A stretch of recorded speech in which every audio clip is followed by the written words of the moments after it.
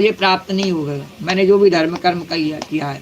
और लिया सहारा एक तुम्हारा, तुम हो दीनन के हितकारी, और कर कृपा पग सर पर धारो, कर कृपा पग सिर पर धारो, और निस दिन तेरी लगाओ मैं फेरी, दीन दयाल शरण में तेरी, तुम बिन नाथ कौन गति मेरी। और राजा बलि ने कहा, ये जो तीसरा पैर है, अपना तीसरा पग मेरे मस्तक पर, मेरे सिर पर रख दीजिए और मुझे अपना लीजिए, बस इतने से ही, और मेरा वचन सत्य हो जाएगा, ऐसी कृपा मुझ पर कर दीजिए। बोलो द्वारकाधीश भगवान की जय।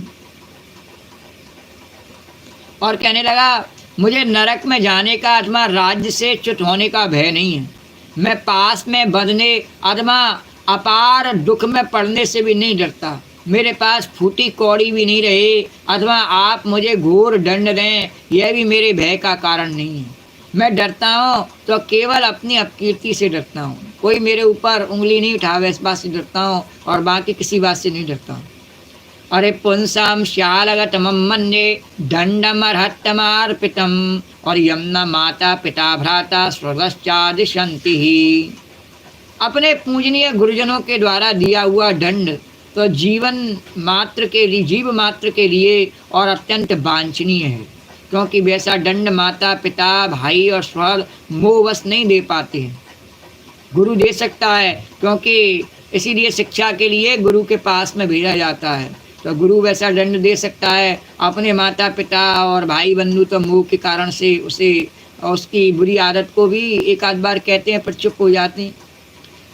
अरे त्वं नूनमसुराणां न पारोक्षा परमो गुरु, और यो नेने कमलांधानां बिभ्रशं चक्षुरारिशत। आप छिपे रूप से अवश्य हम असुरों को श्रेष्ठ शिक्षा दिया करते हैं, कैसे दंड देके हमें शिक्षा दे देते हैं। अतः आप हमारे परम गुरु हैं, और जब हम लोग ध्यान कुलीनता बल आदि के मद से अंधे हो जाते हैं, तब आप उन वस्तुओं को हमसे छीनकर हमें नेत्र दान करते हैं और अपनी माया का पर्दा हटा देते हैं और पुनः अपने दर्शन करा देते हैं। हम पर आपकी विशेष कृपा है कि आप हमारे को अपने दर्शनों से वंचित नहीं करना चाहते हैं।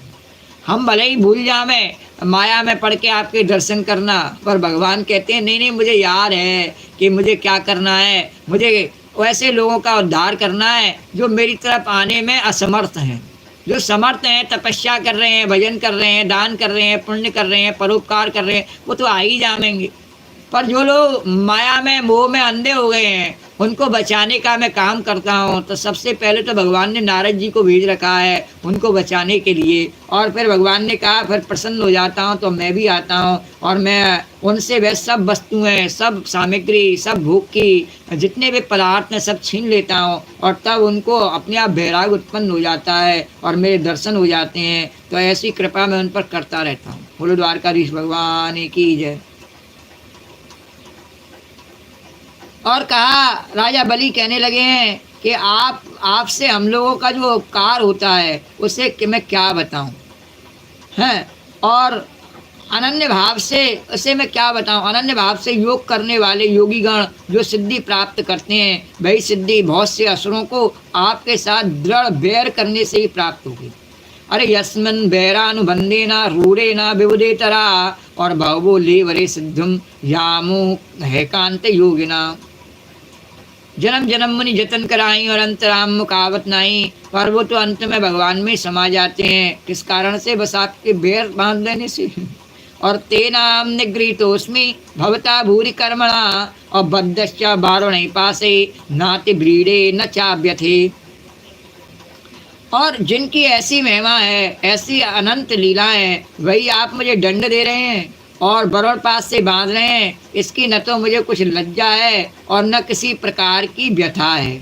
आप मेरे अपने मालिक हैं ही हैं, आप मेरा हित कर ही नहीं सकते, मुझे पूरा विश्वास है। तो आप लीला में चाहे कुछ भी कर रहे हो, जैसे बाजीगर कोई भी खेल दिखावे और जमूरे को काट भी देता है दो हिस्सों में, बोले अब मैं तेरे को काट के दिखाता हूँ, काट देता है, फिर भी जमूरा उप नहीं करता है। हाँ, गर्दन काट के दिखा देता है, उसकी उप नहीं करता है। क्यों? क्योंकि वो जानता है कि मेरा भगवान लीला कर रहा है। इसी प्रकार से राजा बलि ने कहा कि आपने मुझे वरुण पास से बांध रखा है, इसकी न मुझे कोई